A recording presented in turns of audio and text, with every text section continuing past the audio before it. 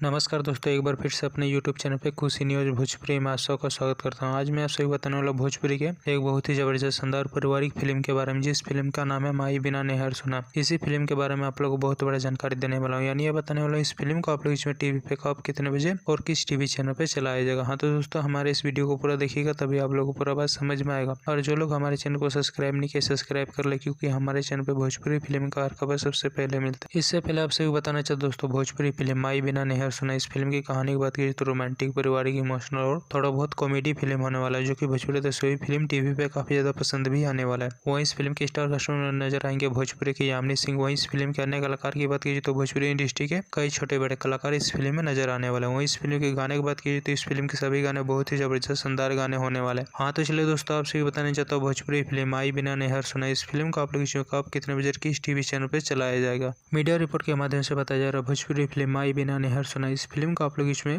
कल शाम 5:30 पे B for U Bhojpuri TV channel पे चला दिया गया था, और दोबारा इस फिल्म को चलाया जा रहा है सुबह 9 बजे B for U Bhojpuri TV channel पे। एक बार जरूर इस फिल्म को टीवी पे देखिएगा, बहुत ही जबरदस्त शानदार फिल्म होने वाला। हाँ तो दोस्तों, हमारे इस वीडियो को पूरा देखिएगा, तभी आप लोगों को पूरा बात समझ में। और दोस्तों, ये वीडियो आप लोगों को पसंद आए तो ज्यादा से ज्यादा लाइक करे, सब्सक्राइब करे। धन्यवाद दोस्तों।